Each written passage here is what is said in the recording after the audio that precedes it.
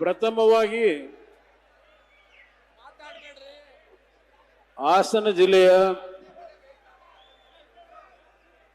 ಎಲ್ಲ ನನ್ನ ತಂದೆ ತಾಯಂದಿರು, ಅದರಲ್ಲೂ ವಿಶೇಷವಾಗಿ ಇವತ್ತಿನ ಈ ಒಂದು ನಿಮ್ಮ ಪಕ್ಷ ಇದು, ನೀವು ಬೆಳೆಸಿರ್ತಕ್ಕಂಥ ಪಕ್ಷ ಇದು,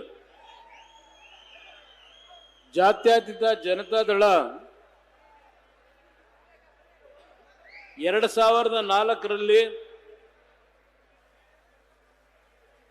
ಹೊರೆಯನ್ನು ಹೊತ್ತಿರ್ತಕ್ಕಂಥ ಮಹಿಳೆ ಗುರುತಿನ ಚಿಹ್ನೆಯೊಂದಿಗೆ ರಾಷ್ಟ್ರೀಯ ಅಧ್ಯಕ್ಷರಾಗಿರ್ತಕ್ಕಂಥ ನಿಮ್ಮ ಒಂದು ಆಶೀರ್ವಾದ, ನಿಮ್ಮ ಒಂದು ಸಹಕಾರದ, ನಿಮ್ಮ ಶಕ್ತಿಯಿಂದ ಸುಮಾರು 65 ವರ್ಷಗಳ ರಾಜಕೀಯವನ್ನ ಏನು ಹಾದಿಯನ್ನು ಸವಿಸಿದ್ದಾರೆ. ಅವರು ಪ್ರಾರಂಭ ಮಾಡಿದಂತ ಈ ಒಂದು ಪಕ್ಷ 25 ಹಬ್ಬದ ಕಾರ್ಯಕ್ರಮವನ್ನ ನಾಡಿನ ಜನತೆಗೆ ಜಾತ್ಯತೀತ ಜನತಾದಳದ ಶಕ್ತಿ ಎಲ್ಲಿದೆ ಅಂತಕ್ಕಂಥ ಮಾತನ್ನ ಹೇಳ್ತಕ್ಕಂಥವರಿಗೆ ಇಲ್ಲಿ ಇದೆ ನೋಡಿ ಅಂತಕ್ಕಂಥ ಒಂದು ಸಂದೇಶವನ್ನ ಇವತ್ತು ನೀವೇನು ನೀಡಿದ್ದೀರಿ. ನಿಮ್ಮೆಲ್ಲರಿಗೆ ಈ ಕಾರ್ಯಕ್ರಮದಲ್ಲಿ ಭಾಗವಹಿಸಿರ್ತಕ್ಕಂಥ ಎಲ್ಲ ನನ್ನ ತಂದೆ ತಾಯಂದಿರು, ಯುವಕ ಸ್ನೇಹಿತರು, ಸಭೆಗೆ ಬರದೆ ತಮ್ಮ ಗ್ರಾಮಗಳಲ್ಲೇ ಇದ್ದು ದೂರದರ್ಶನದಲ್ಲಿ ಕಾರ್ಯಕ್ರಮವನ್ನು ವೀಕ್ಷಿಸ್ತಾ ಇರ್ತಕ್ಕಂಥ ಎಲ್ಲ ನನ್ನ ಗೌರವಪೂರ್ವಕವಾದ ವಂದನೆಗಳನ್ನು ಸಲ್ಲಿಸಲಿಕ್ಕೆ ಬಯಸ್ತಾ ಇದ್ದೇನೆ.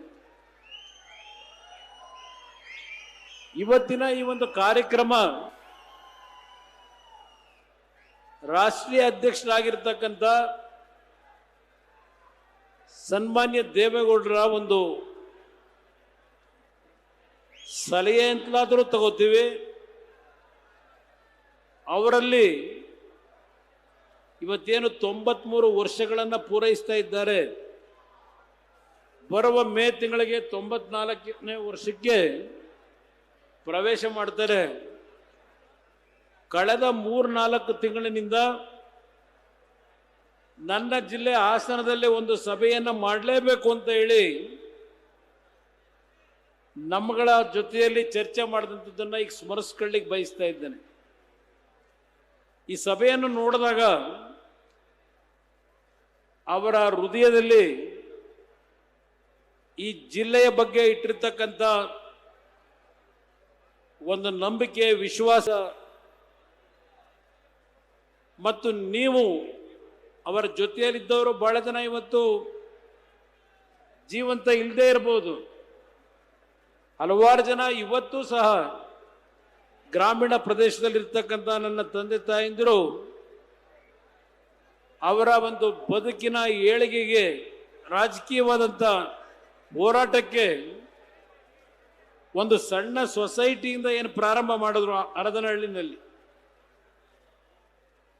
ಇವತ್ತು ರಾಷ್ಟ್ರದ ಕೆಂಪು ಕೋಟೆಯಲ್ಲಿ ಬಾವುಟವನ್ನು ಆರಿಸ್ತಕ್ಕಂಥ ಶಕ್ತಿಯನ್ನು ಕೊಟ್ಟಿದ್ರೆ ಅದರ ಸಂಪೂರ್ಣ ಕೀರ್ತಿ ಈ ಜಿಲ್ಲೆಯ ಮಹಾಜನತೆಗೆ ದೊರಕಬೇಕು ಅಂತಕ್ಕಂಥದ್ದು ನಾನು ಹೇಳಲಿಕ್ಕೆ ಬಯಸ್ತಾ ಇದ್ದೇನೆ. ವೇದಿಕೆ ಮೇಲೆ ಹಲವಾರು ನಮ್ಮ ಪಕ್ಷದ ಶಾಸಕ ಮಿತ್ರರಿದ್ದಾರೆ.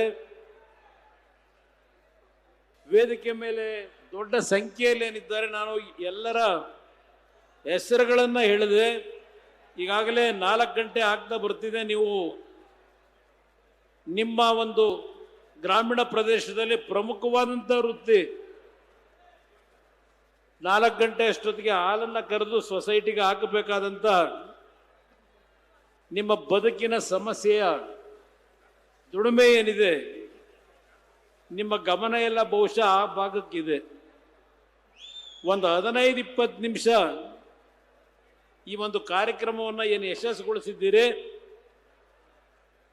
ಇಲ್ಲಿಯವರೆಗೆ ತಾವೇನು ಎಲ್ಲರ ಭಾವನೆಗಳನ್ನು ಅತ್ಯಂತ ಉತ್ಸಾಹದಲ್ಲಿ ಕೇಳಿದ್ದೀರಿ. 15-20 ನಿಮಿಷದಲ್ಲಿ ನನ್ನ ಮಾತುಗಳನ್ನು ಮುಗಿಸ್ತೇನೆ. ದಯವಿಟ್ಟು ನಾನು ಹೇಳ್ತಕ್ಕಂಥ ನನ್ನ ಒಂದು ಭಾವನೆಗಳನ್ನು ನಿಮ್ಮ ಹೃದಯದಲ್ಲಿ ಮುಂದಿನ ದಿನಗಳಲ್ಲಿ ಈ ಜಿಲ್ಲೆಯಿಂದ ಏನು ಈ ಒಂದು ರಾಜ್ಯದ ಅತ್ಯಂತ ಒಂದು ಆಡಳಿತದಲ್ಲಿ ಹೆಸರಿದ್ದಂಥ ಈ ಒಂದು ರಾಜ್ಯ ಬ್ರೋಕರ್ಗಳು, ಲೂಟಿಕೋರರ ಸರ್ಕಾರವಾಗಿ ಇವತ್ತೇನು ನೋಡ್ತಾ ಇದ್ದೀರಿ,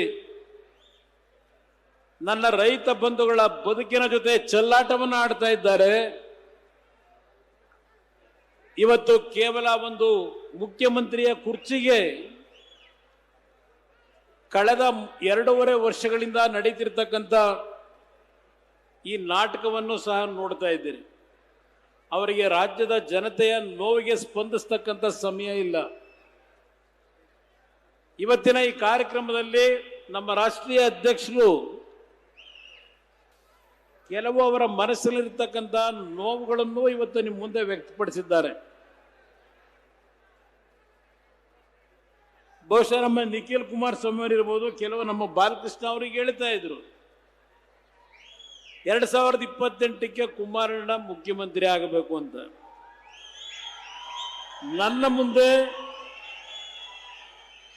ಮುಂದೆ ಮುಖ್ಯಮಂತ್ರಿ ಆಗಬೇಕು ಅನ್ನೋದಕ್ಕಿಂತ ಪ್ರಮುಖವಾದಂತಹ ಸವಾಲಿರ್ತಕ್ಕಂಥದ್ದು, ಈಗಾಗಲೇ 2 ಬಾರಿ ನಾಡಿನ ಹಿರಿಯರ ಆಶೀರ್ವಾದ, ದೇವರ ಅನುಗ್ರಹದಲ್ಲಿ ಸಂಪೂರ್ಣ ಬಹುಮತದ ಸರ್ಕಾರ ಹಿಂದೆ ಇದ್ರೂ 2 ಬಾರಿ ಈ ರಾಜ್ಯದಲ್ಲಿ ಮುಖ್ಯಮಂತ್ರಿ ಆಗಿದ್ದೇನೆ. ನನಗೆ ಮುಖ್ಯಮಂತ್ರಿ ಸ್ಥಾನಕ್ಕಿಂತ ಇವತ್ತು ಈ ನಾಡು ಯಾವ ದಿಕ್ಕಿನಲ್ಲಿ ಹೋಗ್ತಾ ಇದೆ, ಈ ಸರ್ಕಾರ ಯಾವ ರೀತಿ ನಡೀತಾ ಇದೆ, ಇದನ್ನ ಸರಿಪಡಿಸ್ತಕ್ಕಂಥದ್ದು ನಮ್ಮೆಲ್ಲರ ಜವಾಬ್ದಾರಿ ಇದೆ. ಈ ರಾಜ್ಯ ಸಂಪತ್ತು ಭರಿತವಾದಂಥ ರಾಜ್ಯ. ಈ ರಾಜ್ಯದಲ್ಲಿ ಹಣದ ಕೊರತೆ ಇಲ್ಲ. ಆದರೆ ಇಂಥ ಒಂದು ಪರಿಸ್ಥಿತಿನಲ್ಲಿ ಯಾವುದೇ ರೀತಿಯ ಅಭಿವೃದ್ಧಿಯ ಕಾರ್ಯಕ್ರಮಗಳನ್ನು ನಾವು ಕಾಣ್ತಾ ಇಲ್ಲ. ಈಗ ಇಲ್ಲಿ ಮಾತನಾಡಬೇಕಾದ್ರೆ ಹೇಳ್ತಾ ಇದ್ರು, 2 ಸಮಾವೇಶಗಳನ್ನ ಕಾಂಗ್ರೆಸ್ನ ಸರ್ಕಾರದ ಮುಖ್ಯಮಂತ್ರಿ, ಉಪಮುಖ್ಯಮಂತ್ರಿ, ಹಲವಾರು ಮಂತ್ರಿಗಳು ಸೇರಿ ಮಾಡಿದ್ದಾರೆ ಹಾಸನದಲ್ಲಿ. ಆ ಕಾರ್ಯಕ್ರಮದಲ್ಲಿ ಈ ಜಿಲ್ಲೆಗೆ ದೇವೇಗೌಡರು, ರೇವಣ್ಣ ಅವರು ಕೊಟ್ಟಿರ್ತಕ್ಕಂಥ ಕೊಡುಗೆ ಏನು ಅಂತಕ್ಕಂಥ ಪ್ರಶ್ನೆಯನ್ನು ಇಟ್ಟಿದ್ದಾರೆ. ಇತ್ತೀಚೆಗೆ ನಡೆದಂತ ಲೋಕಸಭೆಯಲ್ಲಿ ಕೆಲವು ನಮ್ಮ ತಪ್ಪುಗಳಿಂದ ಚುನಾಯಿತರಾಗಿರ್ತಕ್ಕಂಥ ಲೋಕಸಭಾ ಸದಸ್ಯ, ಇನ್ನೂ ನಾನು ಕೆಟ್ಟ ಪದವನ್ನು ಬಳಸಲ್ಲ, ಸಣ್ಣ ಪದವನ್ನು ಬಳಸಲ್ಲ, ಮೊನ್ನೆ ದಿನ ಮಾತಾಡಿದ್ದು ನೋಡಿದ್ದೇನೆ. ಪಾಪ ಅವರು ನಮ್ಮನ್ನು ಪ್ರಶ್ನೆ ಮಾಡ್ತಾರೆ, ಏನು ಕೊಡುಗೆ ಕೊಟ್ಟಿದ್ದಾರೆ ಅಂತ ಹೇಳಿ. ನಾನು ಈ ನಾಡಿನ ಜನತೆಗೆ ಈ ವೇದಿಕೆ ಮುಖಾಂತರ ಹಳೆಯ ಒಂದು ವಿಷಯವನ್ನ ನೆನಪಿಸ್ಕೊಳ್ಳಿಕ್ಕೆ ಬಯಸ್ತಾ ಇದ್ದೇನೆ. ದೇವೇಗೌಡರು ಮಾತನಾಡಬೇಕಾದರೆ 1989ನೇ ಇಸ್ವಿ ಹೊಳೆನರಸೀಪುರದಲ್ಲಿ ಪ್ರಥಮ ಬಾರಿಗೆ ಅವರು ಸೋಲಬೇಕಾಯಿತು. ಅವತ್ತಿನ ಸೋಲು ಅವರ ಒಂದು ಅಪರಾಧದಲ್ಲ. ಕೆಲವು ವಿಷಯ ಪ್ರಸ್ತಾಪ ಮಾಡಿದ್ದಾರೆ. ಕುತಂತ್ರದ ರಾಜಕಾರಣದಿಂದ ದೇವೇಗೌಡರು ಸೋತಂಥದ್ದು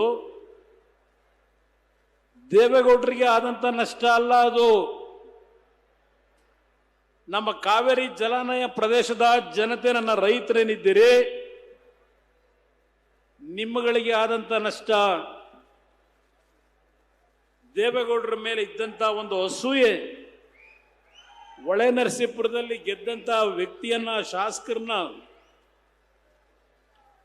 ಯಾವ ದೇವೇಗೌಡರು ಅವರ ಜೀವನವೆಲ್ಲ ನೀರಾವರಿಗೆ ಅವರ ಜೀವನ ಮುಡುಪಿಟ್ಟಿದ್ರು, 1962ನೇ ಇಸ್ವಿನಲ್ಲಿ ವಿಧಾನಸಭೆಗೆ ಪ್ರವೇಶ ಮಾಡಿ ಒಂದು ಖಾಸಗಿ ನಿರ್ಣಯವನ್ನ ಕಾವೇರಿ ನೀರಿನ ವಿಷಯದಲ್ಲಿ ವಿಧಾನಸಭೆಯಲ್ಲಿ ಪ್ರಥಮವಾಗಿ ಮಂಡನೆ ಮಾಡಿದಂತ ಒಬ್ಬ ರಾಜಕಾರಣಿ ಜನಪ್ರತಿನಿಧಿ ಇದ್ರೆ ಈ ಜಿಲ್ಲೆಯಿಂದ ಆಶೀರ್ವಾದ ಮಾಡಿ ಏನು ಕಳಿಸಿದ್ರಿ? ಇವತ್ತು ನೀವು ಅವ್ರನ್ನ ತಾತ ಅಂತ ಕರೀಬಹುದು. ಅವತ್ತು ಪ್ರಥಮವಾಗಿ ಅವರು 27-28ನೇ ವಯಸ್ಸಿನಲ್ಲಿ ನೀವು ಆಶೀರ್ವಾದ ಮಾಡಿದಾಗ ನಿಮ್ಮ ಮನೆಯ ಮಗನ್ನ ಇವತ್ತು ಕರ್ನಾಟಕದ ನೀರಾವರಿಯ ಹೋರಾಟಕ್ಕೆ ಕಳಿಸ್ತಾ ಇದ್ದೀರಿ ಅಂತಕ್ಕಂಥ ನಂಬಿಕೆಯಿಂದ ಕಳಿಸಿದ್ದೀರಿ. ಅವರ ಜೀವನ ಎಲ್ಲ ನಿರಂತರವಾಗಿ ನೀರಾವರಿಗೆ ಹೋರಾಟ ಮಾಡಿದ್ದಾರೆ. 89ರಲ್ಲಿ ಅವರು ಸೋತ ಹಿನ್ನೆಲೆ ಹೊಳೆನರಸೀಪುರದಿಂದ ಅವರ ವಿರುದ್ಧ ಗೆದ್ದಂತ ವ್ಯಕ್ತಿಯನ್ನ ನೀರಾವರಿ ಮಂತ್ರಿ ಮಾಡಿದ್ರು. ನನ್ನ ಮಾಧ್ಯಮದ ಸ್ನೇಹಿತರು ಈ ವಿಷಯಗಳನ್ನ ಜನತೆಗೆ ನೆನಪಿಸಬೇಕು ಅನ್ನೋದು ನನ್ನ ಮನವಿ. ಅವತ್ತಿನ ಸರ್ಕಾರದ ಮುಖ್ಯಮಂತ್ರಿಗಳು ಯಾವ ತಮಿಳುನಾಡಿನಲ್ಲಿ ನೀರಿನ ಅಭಾವ ಅಂತೇಳಿ ತಮಿಳುನಾಡಿನ ನೀರಾವರಿ ಸಚಿವರು ರಾಜ್ಯದ ನೀರಾವರಿ ಮಂತ್ರಿಗಳನ್ನ ಮುಖ್ಯಮಂತ್ರಿಗಳನ್ನ ಭೇಟಿ ಮಾಡಲಿಕ್ಕೆ ಬಂದ್ರೆ ಭೇಟಿಗೆ ಅವಕಾಶ ಕೊಡಲಿಲ್ಲ. ಅವರು ಯಾವೊಂದು 50 ವರ್ಷದ ಅವಧಿ ಮೀರಿ ಹಿಂದೆ ಬ್ರಿಟಿಷ್ನವ್ರ ಕಾಲದಲ್ಲಿ ಏನು KRS ಕಟ್ಟಬೇಕಾದರೆ ಅಗ್ರಿಮೆಂಟ್ ಆಗಿತ್ತು, ಆ ಅವಧಿ ಮೀರಿ ಹೋಗಿತ್ತು. ಮತ್ತೆ ಪುನಃ ಟ್ರಿಬ್ಯುನಲ್ನ ರಚನೆ ಮಾಡಬೇಕಾದಂತ ಒಂದು ಪರಿಸ್ಥಿತಿ ಆಗ ಹಿಂದೆ ಇದ್ದಂತ ಸರ್ಕಾರಗಳು ಅದಕ್ಕೆ ಅವಕಾಶ ಕೊಟ್ಟಿರಲಿಲ್ಲ. ದೇವೇಗೌಡರು ಪ್ರಥಮ ಬಾರಿಗೆ 28 ವರ್ಷಗಳ ನಂತರ ನೀರಾವರಿ ಮಂತ್ರಿಗಳಾಗಿ ಯಾವ ರೀತಿ ಅವತ್ತು ಈ ಒಂದು ನೀರನ್ನು ಉಳಿಸ್ಲಿಕ್ಕೆ ಪ್ರಯತ್ನ ಪಟ್ಟಿದ್ರು. 83ರಲ್ಲಿ ನೀರಾವರಿ ಮಂತ್ರಿಗಳಾಗಿ ನಿಮಗೆ ನೆನಪಿಸ್ಕೊಡ್ಲಿಕ್ಕೆ ಬಯಸ್ತೀನಿ. ಅವತ್ತು ಮುಖ್ಯಮಂತ್ರಿಗಳು ನೀರಾವರಿ ಸಚಿವರು ತಮಿಳುನಾಡಿನ ಮನವಿಯನ್ನು ತಿರಸ್ಕಾರ ಮಾಡಿ ನಮಗೆ ಟ್ರಿಬ್ಯುನಲ್ನ ನೀವು ರಚನೆ ಮಾಡ್ಕೊಳ್ಳಿ ಅಂತ ಕೇಂದ್ರ ಸರ್ಕಾರಕ್ಕೆ ಗ್ರೀನ್ ಸಿಗ್ನಲ್ ಕೊಟ್ಟರು. ಅದರ ಹಿನ್ನೆಲೆ ಯಾವ ಟ್ರಿಬ್ಯುನಲ್ ರಚನೆ ಆಯಿತು, ನಮ್ಮ ರಾಜ್ಯಕ್ಕೆ ನಮ್ಮ ಕಾವೇರಿ ಜಲಾನಯ ಪ್ರದೇಶದ ಈ ಒಂದು 5-6 ಜಿಲ್ಲೆಗಳಿಗೆ ಅವರ ಬದುಕಿನ ಮೇಲೆ ಪೆಟ್ಟನ್ನ ಕೊಟ್ಟತಕ್ಕಂಥ ತೀರ್ಮಾನ ಅವತ್ತಿನ ಕಾಂಗ್ರೆಸ್ ಸರ್ಕಾರದಲ್ಲಿ ಏನು ಮಾಡಿದ್ರು. ಚುನಾವಣೆಯಲ್ಲಿ ಸೋತಿದ್ರು. ನನ್ನ ನಾಡಿನ ನನ್ನ ರೈತರ ನೀರು ನಮ್ಮ ನೀರು ಏನು ಹೋರಾಟ ಮಾಡಿದ್ದಾರೆ ಅದೊಂದು ಇತಿಹಾಸ ಇದೆ. ನೀವು ಅವರ ಜೀವನ ಚರಿತ್ರೆಯನ್ನು ಓದಬೇಕು. ಇವತ್ತು ಯಾವ ತುಮಕೂರಿನ ಬಗ್ಗೆ ಚರ್ಚೆ ಮಾಡ್ತಾರೆ, ದೇವೇಗೌಡರ ಹೋರಾಟದ ಪ್ರತಿಫಲ ಹೇಮಾವತಿಯನ್ನ ಜಲಾಶಯವನ್ನು ನಿರ್ಮಾಣ ಮಾಡದೇ ಇದ್ದಿದ್ರೆ ತುಮಕೂರಿನವರಿಗೆ ನೀರೆಲ್ಲಿ ದೊರಕ್ತಾ ಇತ್ತು? ತುಮಕೂರಿನ ಜನ, ಅಲ್ಲಿ ರಾಜಕಾರಣಿಗಳು ದೇವೇಗೌಡರ ಮೇಲೆ ಅಪ್ರಚಾರ ನಿರಂತರವಾಗಿ ಮಾಡಿದ್ರು. ದೇವೇಗೌಡರು ಹಾಸನ ಜಿಲ್ಲೆಯಿಂದ ರೇವಣ್ಣ ಅವರು ದೇವೇಗೌಡರು ಎಲ್ಲಾ ನೀರನ್ನ ಹಾಸನ ಜಿಲ್ಲೆಗೆ ಬಳಕೆ ಮಾಡ್ಕೋತಾ ಇದ್ದಾರೆ, ತುಮಕೂರಿಗೆ ದ್ರೋಹ ಮಾಡಿದ್ದಾರೆ. ಇದು ಅಲ್ಲಿಯ ಕಾಂಗ್ರೆಸ್ ಮತ್ತು ಬೇರೆ ವಿರೋಧಿಗಳು ದೇವೇಗೌಡರ ಬಗ್ಗೆ ಯಾವೊಂದು ಜನಗಳಲ್ಲಿ ಅಸೂಯೆ ಹುಟ್ಟಿಸಿದ್ರು, ಅಪನಂಬಿಕೆಯನ್ನು ಹುಟ್ಟಿಸ್ತಾ ಬಂದರು. ಈ ಒಂದು ಉದಾಹರಣೆ ಕೊಡ್ತಾ ಇದ್ದೇನೆ. ದೇವೇಗೌಡರು ಒಂದು ಬಾರಿ ಸೋತಿದ್ದ ಪ್ರತಿಫಲ ಈ ಕಾವೇರಿಗೆ ಆದಂತ ಒಂದು ಅನ್ಯಾಯ. ಇವತ್ತು ಸಹ ಮುಂದಿನ 1ನೇ ತಾರೀಕು ಬಜೆಟ್ ಮಂಡನೆ ಆಗ್ತಾ ಇದೆ. ಇನ್ನು ಅವ್ರಿಗೆ ಇರ್ತಕ್ಕಂಥದ್ದು ರಾಜ್ಯಸಭೆಗೆ ಹೋಗ್ಲಿಕ್ಕೆ ಇನ್ನೊಂದು ಏಪ್ರಿಲ್ ತಿಂಗಳಿನವರೆಗೆ ಅವ್ರಿಗೆ ಅವಕಾಶ ಇದೆ. ಅವ್ರು ಹೇಳ್ತಾರೆ, ನಮ್ಮ ಈಗಿನ ಸಭಾಪತಿಗಳಿಗೆ ಮನವಿ ಮಾಡಿದ್ದಾರೆ, ಒಂದು ಅವಕಾಶ ಕೊಡಿ, ಕೊನೆಯ ಹಂತದಲ್ಲಿ ಈ ನೀರಿನ ಹಂಚಿಕೆ ವಿಷಯದಲ್ಲಿ ನಮ್ಮ ರಾಜ್ಯಕ್ಕೆ ಏನು ಅನ್ಯಾಯ ಆಗಿದೆ, ನನ್ನ ಕೊನೆಯ ಅಧಿವೇಶನ ನಾನು ಇವತ್ತು ಕೊನೆಯದಾಗಿ ನನ್ನ ಒಂದು ರಾಜ್ಯಸಭಾ ಅವಧಿ ಮುಗಿತಾ ಇದೆ, ಈ ನಾಡಿನ ಜನತೆ ಈ ರಾಜ್ಯಕ್ಕೆ ಕಣ್ಣು ತರಿಸಲಿಕ್ಕೆ, ಈ ದೇಶದ ಅಧಿಕಾರದಲ್ಲಿರ್ತಕ್ಕಂಥವರಿಗೆ ಕಣ್ಣು ತರಿಸಲಿಕ್ಕೆ ಒಂದು ಅರ್ಧ ಗಂಟೆ ನನಗೆ ಅವಕಾಶ ಕೊಡಿ ಅಂತೇಳಿ ಮನವಿ ಮಾಡ್ತಾ ಇದ್ದಾರೆ. ಇದು ನೀವು ಬೆಳೆಸಿರ್ತಕ್ಕಂಥ ನಿಮ್ಮ ಕುಟುಂಬದ ಸದಸ್ಯರು ಅಂತಕ್ಕಂಥದ್ದನ್ನು ಹೇಳ್ತೀನಿ. ಇವತ್ತು ಆ 94ನೇ ವಯಸ್ಸಿನಲ್ಲಿ ಇದು ನಡೀತಾ ಇದೆ. ಇದು ಯಾತಕ್ಕೆ ಹೇಳ್ತೇನೆ ಅಂದ್ರೆ, ಈ ರಾಜ್ಯದಲ್ಲಿ ನಾನು ಎದೆ ತಟ್ಟುಕೊಂಡು ಹೇಳ್ತೇನೆ, ನಮ್ಮ ಸೂರಜ್ಜು ಹಾಸನಾಂಬೆಯನ್ನ 2-3 ಸಲ ನೆನೆಸ್ಕೊಂಡ. ಈಗ ನಾವಿವತ್ತು ಈ ರಾಜಕಾರಣದಲ್ಲಿ ಇರ್ತಕ್ಕಂಥದ್ದು, ಈ ಸಾರ್ವಜನಿಕ ಜೀವನದಲ್ಲಿ ಇರ್ತಕ್ಕಂಥದ್ದು ದೇವರನ್ನ ನಂಬಿ ಬದುಕಿದ್ದೇವೆ. ದೇವೇಗೌಡರು ನಮಗೆ ಕಲಿಸಿರ್ತಕ್ಕಂಥದ್ದು, ನೀವು ಏನೇ ಮಾಡಿದ್ರು ದೇವರನ್ನ ನಂಬಿ ನಿಮ್ಮ ಕೆಲಸ ಮಾಡಿ ಅಂತಕ್ಕಂಥದ್ದು. ನಾವು ಅದೇ ಸಾಲಿನಲ್ಲಿ ಪ್ರಾಮಾಣಿಕವಾದಂಥ ರೀತಿಯಲ್ಲಿ ಕೆಲಸವನ್ನೇನು ಮಾಡ್ತಾ ಇದ್ದೇವೆ. ಆಕಸ್ಮಿಕವಾಗಿ 2 ಬಾರಿ ಮುಖ್ಯಮಂತ್ರಿ ಆದೆ. ಈ ಸರ್ಕಾರಕ್ಕೆ ಕೇಳಲಿಕ್ಕೆ ಬಯಸ್ತೇನೆ, ಈ ಸರ್ಕಾರ ಬಂದು 2.5 ವರ್ಷದಲ್ಲಿ 2800ಕ್ಕೂ ಹೆಚ್ಚಿನ ರೈತ ಕುಟುಂಬದಲ್ಲಿ ಪುನಃ ಆತ್ಮಹತ್ಯೆ ಆಯಿತು. ರೈತ ಕುಟುಂಬದಲ್ಲಿ ಅದರ ಬಗ್ಗೆ ಕಿಂಚಿತ್ತು ಈ ಸರ್ಕಾರಕ್ಕೆ ಪಶ್ಚಾತ್ತಾಪ ಇಲ್ಲ. ಅದೆಲ್ಲವನ್ನ ಮುಚ್ಚಿಟ್ಟಿದ್ದಾರೆ. ಇವತ್ತು ಮೆಕ್ಕೆಜೋಳ ಬೆಳೆದಿದ್ದೀರಿ. ಉತ್ತರ ಕರ್ನಾಟಕದ ನಮ್ಮ ನಾಯಕರುಗಳು ಬಂದಿದ್ದಾರೆ, ತೊಗರಿ ಬೆಳೆದರು, ಕಡಲೆ ಬೆಳೆದಿದ್ದಾರೆ. ಈ ಸರ್ಕಾರ ಯಾವ ಸಮಯದಲ್ಲಿ ಖರೀದಿ ಕೇಂದ್ರಗಳನ್ನು ಪ್ರಾರಂಭ ಮಾಡಿ MSP ದರದಲ್ಲಿ ಬೆಲೆ ಕಡಿಮೆ ಆದರೆ ಮಧ್ಯಸ್ಥಿಕೆ ವಹಿಸಿ ಸರ್ಕಾರ ಇವತ್ತೇನು ಕೊಂಡ್ಕೋಬೇಕು ರೈತರಿಂದ, ಕೊಂಡ್ಕೊಳ್ತಕ್ಕಂಥ ಕೆಲಸಕ್ಕೆ ತಕ್ಷಣ ಕೈ ಹಾಕಲಿಲ್ಲ. ಯಾವುದು ನಿಜವಾದ ರೈತರ ಸರ್ಕಾರ, ಯಾವುದು ಇವತ್ತು ಅಹಿಂದ ಸರ್ಕಾರ. ಅಹಿಂದದಲ್ಲಿ ಇರ್ತಕ್ಕಂಥ ವ್ಯಕ್ತಿಗಳು, ಕುಟುಂಬಗಳು ರೈತ ಸಮಾಜದವರಲ್ವೇ ಕೇಳಲಿಕ್ಕೆ ಬಯಸ್ತೀನಿ. ನಾಡಿನ ಅಹಿಂದ ಹೆಸರಿನ ರಾಜಕಾರಣವನ್ನ ಮುಂದಿಟ್ಟು ನಿಮ್ಮಗಳಿಗೆ ದ್ರೋಹವನ್ನ ಬಗಿತಾ ಇರ್ತಕ್ಕಂಥ ಈ ಸರ್ಕಾರದ ಮುಖ್ಯಮಂತ್ರಿಗಳನ್ನು ಕೇಳಲಿಕ್ಕೆ ಬಯಸ್ತೀನಿ. ಇವತ್ತು ಮೆಕ್ಕೆಜೋಳ ಬೆಳೆದಂತ ರೈತರು ಬೀದಿಗೆ ಬಂದಿದ್ದಾರೆ. ತೊಗರಿ ಬೆಳೆದಂತ ರೈತರು ಗುಲ್ಬರ್ಗಾದಲ್ಲಿ ಬೀದಿಗೆ ಬಂದಿದ್ದಾರೆ. ಇವರು ಯಾವಾಗ ಖರೀದಿ ಕೇಂದ್ರ ಪ್ರಾರಂಭ ಮಾಡ್ತಾರೆ? ಯಾವಾಗ ನನ್ನ ರೈತರು ಅವರ ಸಾಲ ತೀರಿಸಲಿಕ್ಕಾಗದೆ ಬೆಳೆಗೆ ಸಾಲ ಮಾಡ್ಕೊಂಡಿರ್ತಾರೆ ಖಾಸಗಿಯವರ ಹತ್ರ. ಅವ್ರ ಸಾಲ ತೀರಿಸಲಿಕ್ಕಾಗದೆ ಯಾರು ಸಾಲ ಕೊಟ್ಟಿರ್ತಾನೆ ಅವನು ಒತ್ತಡಕ್ಕೆ ಮಣದು ಅವ್ರು ಕೇಳಿದಷ್ಟು ಬೆಲೆಗೆ ಆ ಬೆಳೆ ಏನು ಕೊಡ್ತಾರೆ. ಆದ ನಂತರ ಈ ಸರ್ಕಾರ ಖರೀದಿ ಕೇಂದ್ರ ಪ್ರಾರಂಭ ಮಾಡುತ್ತಾರೆ. ಆ ಖರೀದಿ ಕೇಂದ್ರಕ್ಕೆ ಬೆಳೆ ತಗೊಂಡೋಗೋರು ಯಾರು?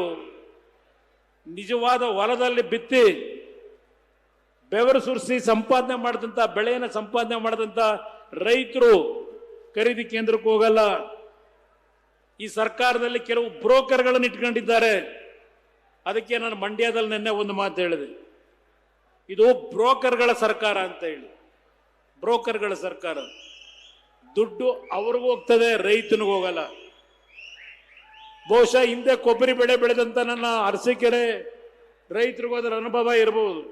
ಏನ್ ಬರೋಣ ನಗ್ತೀಯ?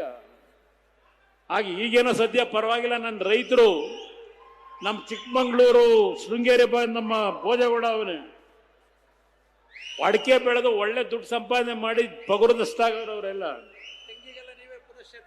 ಈಗ ತೆಂಗು ಎಳ್ನೀರು 60 ರೂಪಾಯಿ, ತೆಂಗಿನಕಾಯಿ 90-100 ರೂಪಾಯಿ, ಕೊಬ್ಬರಿ 25,000. ಸದ್ಯ ನೀವು 13,000 12,000 ಬಂದಾಗ 1,000-2,000 ಜಾಸ್ತಿ ಮಾಡಿಸ್ಬಿಡೋಣ ಸರ್ಕಾರದಲ್ಲಿ ಬೇಡ್ತಾ ಇದ್ರಿ ನೀವು.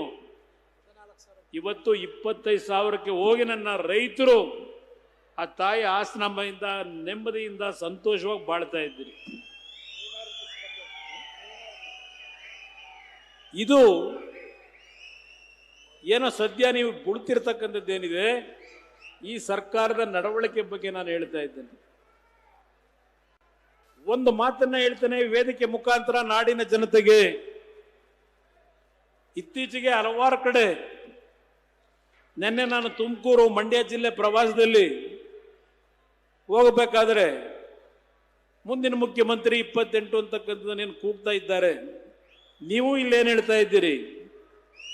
ನನಗೆ ಮುಖ್ಯಮಂತ್ರಿ ಸ್ಥಾನಕ್ಕಿಂತ ಹೆಚ್ಚಾಗಿ ದೇವೇಗೌಡರ ಕನಸೇನಿತ್ತು 65 ವರ್ಷದ ರಾಜಕಾರಣದಲ್ಲಿ ಕೇವಲ 2 ವರ್ಷವೋ 2.5 ವರ್ಷವೋ ಮಂತ್ರಿ ಆಗಲೂ ನೆಮ್ಮದಿಯಿಂದ ಕೆಲಸ ಮಾಡ್ಲಿಕ್ಕೆ ಬಿಡಲಿಲ್ಲ. ಉತ್ತರ ಕರ್ನಾಟಕದ ನೀರಾವರಿ ಯೋಜನೆಗಳಿಗೆ 200 ಕೋಟಿ, ಕಾವೇರಿ ಜಲಾನಯ ಪ್ರದೇಶದಾಗ ನೀರಾವರಿ ಯೋಜನೆಗೆ 100 ಕೋಟಿ ಕೊಡಬೇಕು ಅಂತ ಹೇಳಿ ನೀರಾವರಿ ಮಂತ್ರಿಗಳಾಗಿ ಅವತ್ತೇನು ಒತ್ತಡ ಹಾಕಿದ್ರು.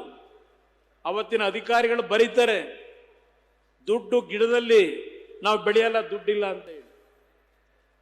ಅವರ ಹೋರಾಟವನ್ನ ಇವತ್ತೇನು ನೀವು ಬೆಳೆಸಿದ್ದೀರಿ, ಈ ಒಂದು ಜಿಲ್ಲೆಯ ಪುಣ್ಯ ಭೂಮಿಯಿಂದ ಇವತ್ತೇನು ನಿಂತು ಮಾತಾಡ್ತಾ ಇದ್ದೇನೆ, ಈ ನಾಡಿನ ಜನತೆಗೆ, ನನ್ನ ರೈತ ಬಂಧುಗಳಿಗೆ ಮನವಿ ಮಾಡ್ತೇನೆ. ಇವತ್ತು ಈ ರಾಜ್ಯ ಮತ್ತೇನಾದರೂ ಒಂದು ಉತ್ತಮವಾದ ಪರಿಸ್ಥಿತಿಗೆ ಬರಬೇಕಾದರೆ ಜಾತಿಯನ್ನ ಬಿಡಿ, ಜಾತಿಯನ್ನ ಬಿಡಿ. ಕೈ ಜೋಡಿಸಿ ನಾಡಿನ ಜನತೆಗೆ ಮನವಿ ಮಾಡ್ತೇನೆ, ಕೈ ಜೋಡಿಸಿ ಮನವಿ ಮಾಡ್ತೇನೆ. ನಾವು ಚಿಕ್ಕ ಮಕ್ಕಳಿಂದ ಅವರನ್ನ ನೋಡಿದ್ದೇವೆ, ದೇವೇಗೌಡರನ್ನ. ಅವರಲ್ಲಿ ಯಾವ ಬಡ ಕುಟುಂಬಗಳು, ನನ್ನ ರೈತರು ನೆಮ್ಮದಿಯಿಂದ 2 ಹೊತ್ತು ಊಟ ಮಾಡಿ ಜೀವನ ಮಾಡಬೇಕು, ಕುಟುಂಬಗಳು ಸಂತೋಷವಾಗಿರಬೇಕು ಅಂತಕ್ಕಂಥ ಯೋಜನೆಗಳನ್ನು ತರಬೇಕು ಅಂತೇಳಿ ನಿರಂತರವಾಗಿ ಚಿಂತನೆ ಮಾಡಿದ್ರು. 2 ವರ್ಷ ನೀರಾವರಿ ಮಂತ್ರಿ, 18 ತಿಂಗಳು ಮುಖ್ಯಮಂತ್ರಿ. ಈ ವೇದಿಕೆ ಮುಖಾಂತರ ಉತ್ತರ ಕರ್ನಾಟಕದ ಬಾಗಲಕೋಟೆ, ಬಿಜಾಪುರ, ಕಲಬುರಗಿ, ಯಾದಗಿರಿ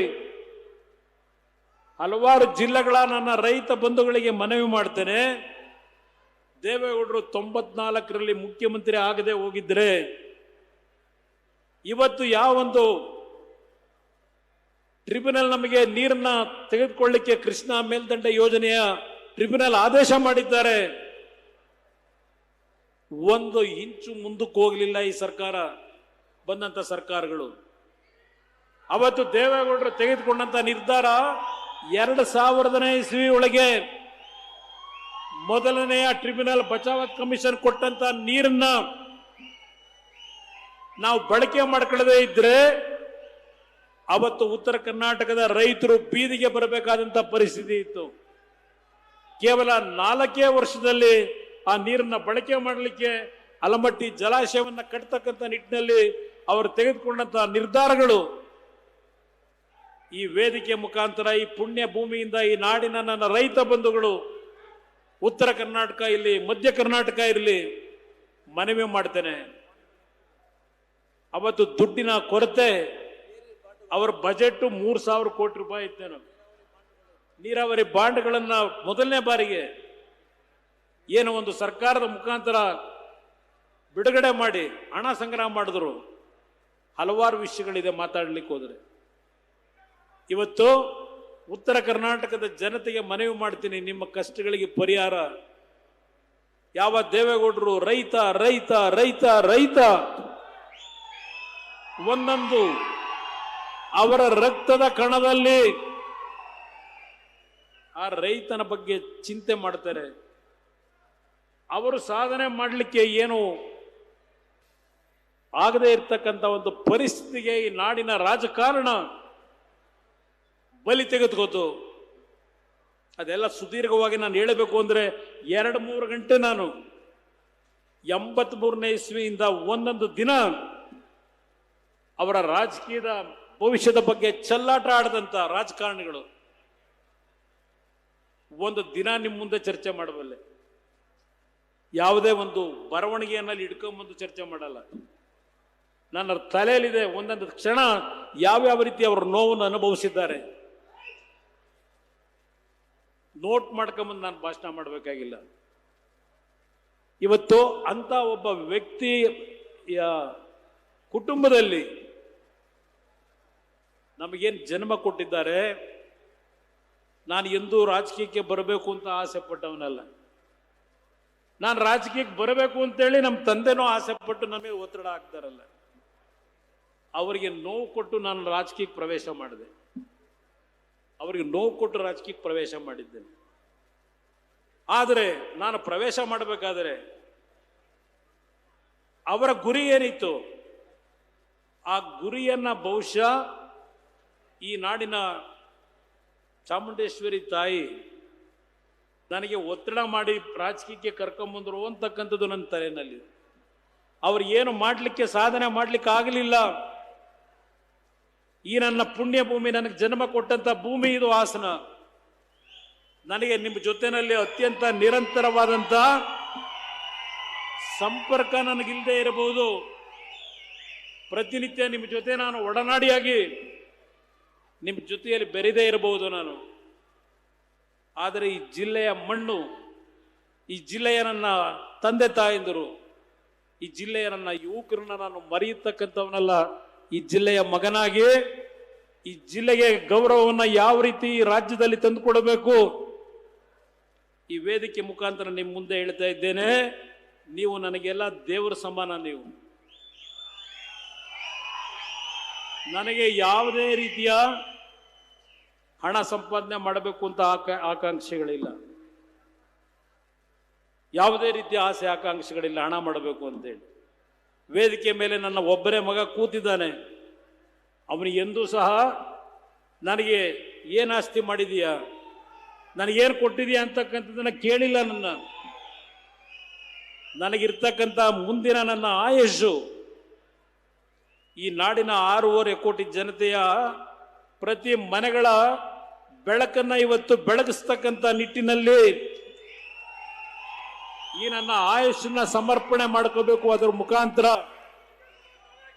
ಈ ಜಿಲ್ಲೆಯಲ್ಲಿ ನಾನೇನು ಜನಿಸಿದ್ದೇನೆ ನಿಮ್ಮೆಲ್ಲರಿಗೂ ನಾನು ಗೌರವವನ್ನು ತಂದು ಕೊಡಬೇಕು. ಹಾಸನ ಜಿಲ್ಲೆಯ ಮಗ ಇವತ್ತು ಈ ರಾಜ್ಯದಲ್ಲಿ ಅವರ ತಂದೆ ಏನು ಆಸೆಗಳನ್ನ ಇಟ್ಟುಕೊಂಡಿದ್ರು ಅದನ್ನ ಇವತ್ತು ಮಗನಾಗಿ ನೆರವೇರಿಸಿದ್ದಾನೆ. ಈ ಸವಾಲನ್ನ ನನ್ನ ಹೃದಯದಲ್ಲಿ ಇಟ್ಟುಕೊಂಡಿದ್ದೇನೆ. ಯಾವ ಕಾಂಗ್ರೆಸ್ ನಾಯಕರುಗಳು ಎಲ್ಲಿದೆ ಜನತಾದಳ ನಾಶ ಮಾಡಿದ್ದೇವೆ ಅಂತಕ್ಕಂಥದ್ದನ್ನ ಹೇಳ್ತಾರೆ. ಇವತ್ತಿನ ಈ ಸಭೆ ಪ್ರಥಮ ಬಾರಿ ಲೋಕಸಭೆಯ ಚುನಾವಣೆಗಳಾದ ನಂತರ ಹಾಸನ ಜಿಲ್ಲೆಯಲ್ಲಿ ಈ ಕಾರ್ಯಕ್ರಮ ನೀವು ಏರ್ಪಾಡು ಮಾಡಿದ್ದೀರಿ. ರೇವಣ್ಣ ಅವರು ಕಳೆದ ಒಂದು ವಾರದಿಂದ ನಮ್ಮ ಶಾಸಕ ಮಿತ್ರಗಳು ಮಂಜಣ್ಣ ಅವರು, ಬಾಲಣ್ಣ, ಕುಮಾರಸ್ವಾಮಿ, ನಮ್ಮ ಸ್ವರೂಪ್ ಅವರು, ಹಾಗೆ ಸೂರಜ್ ಇರ್ಬೋದು, ನಮ್ಮ ಪಕ್ಷದ ಹಲವಾರು ಮುಖಂಡರುಗಳು ನೀವೆಲ್ಲ ಕಳೆದ 15-20 ದಿವಸಗಳಿಂದ ಶ್ರಮ ಹಾಕಿದ್ದೀರಿ. ಈ ವೇದಿಕೆ ಮುಖಾಂತರ ಈ ಸಭೆಯನ್ನ ಯಶಸ್ಸುಗೊಳಿಸಿರ್ತಕ್ಕಂಥ ಇದು ದೇವೇಗೌಡರು ಮಾತನಾಡಬೇಕಾದ್ರೆ ರಾಜ್ಯದ ಮೂಲೆ ಮೂಲೆಯಿಂದ ಬಂದಂಥವರು ಅಂತ ಹೇಳ್ತಾ ಇದ್ದಾರೆ. 2 ಬಾರಿ ಹೇಳುದು. ಈ ಕಾರ್ಯಕ್ರಮ ರಾಜ್ಯದ ಮೂಲೆಯಿಂದ ಬಂದಿರತಕ್ಕಂಥದ್ದು. ಕಳೆದ ಚುನಾವಣೆಯಲ್ಲಿ ನಮ್ಮ ಅಭ್ಯರ್ಥಿಗಳಾಗಿ ಚುನಾವಣೆಯಲ್ಲಿ ನಿಂತರು ಅಂತ ನಮ್ಮ ನಾಯಕರುಗಳು ವೇದಿಕೆ ಮೇಲೆ ಬಂದಿದ್ದಾರೆ ರಾಜ್ಯದ ಮೂಲ ಮೂಲೆಯಿಂದ. ಆದರೆ ಈ ಸಭೆ ಇವತ್ತು ಈ ಒಂದು ವೇದಿಕೆ ಸಂಪೂರ್ಣ ತುಂಬಿರತಕ್ಕಂಥದ್ದೇನಿದೆ, ಇವತ್ತು 2.5 ಲಕ್ಷ ಜನ ಸ್ವಯಂ ನೀವೇ ಈ ಸಭೆಯನ್ನು ಯಶಸ್ಸುಗೊಳಿಸಬೇಕು ಅಂತ ಏನು ಬಂದಿರಿ. ಇದು ಕೇವಲ ಹಾಸನ ಜಿಲ್ಲೆಯ ಜನ ಬಂದಿರತಕ್ಕಂಥ ಕಾರ್ಯಕ್ರಮ. ಇದು ಪಾಪ ಕಾಂಗ್ರೆಸ್ ಪಕ್ಷದವರು ಸಭೆ ಮಾಡಬೇಕು ಅಂದ್ರೆ 7-8 ಜಿಲ್ಲೆಗಳ ಜನ ತರಬೇಕು. ಅವರು ಸರ್ಕಾರದ ಅಧಿಕಾರಿಗಳನ್ನು ದುರುಪಯೋಗ ಪಡಿಸ್ಕೋಬೇಕು. ನಾನು ಈ ವೇದಿಕೆ ಮುಖಾಂತರ ಸರ್ಕಾರದ ರಾಜ್ಯದ ಅಧಿಕಾರಿಗಳಿಗೆ ಒಂದು ಮಾತು ಹೇಳ್ತೇನೆ, ಎಚ್ಚರಿಕೆ ಕೊಡ್ತೇನೆ. ಬಹುಶಃ ಈಗೊಂದು 3-4 ದಿನಗಳ ಹಿಂದೆ ನಾನು ನಮ್ಮ ಮಾಧ್ಯಮದ ಸ್ನೇಹಿತರು ಬಿತ್ತರಿಸಿರ್ತಕ್ಕಂಥ ಒಂದು ವರದಿ ನೋಡಿದೆ. ಈ ರಾಜ್ಯದ ಒಬ್ಬ ನಿವೃತ್ತ ನೀರಾವರಿ ಅಧಿಕಾರಿ ಅಧಿಕಾರದಲ್ಲಿದ್ದಾಗ ಕೆಲವು ರಾಜಕೀಯ ವ್ಯಕ್ತಿಗಳ ಒತ್ತಡಕ್ಕೆ ಮಣಿದು ಕಾನೂನು ಬಾಹಿರವಾಗಿ ತೀರ್ಮಾನ ಏನು ತೆಗೆದುಕೊಂಡಿದ್ರು. ಮೊನ್ನೆ ಕೋರ್ಟ್ ಆದೇಶ ಆಗಿದೆ 4 ವರ್ಷಗಳ ಸಜೆ ಅಂತ ಹೇಳಿ. ಈ ಉದಾಹರಣೆಯನ್ನ ಈ ರಾಜ್ಯದ ಅಧಿಕಾರಿಗಳಿಗೆ ಹೇಳ್ತಾ ಇದ್ದೇನೆ.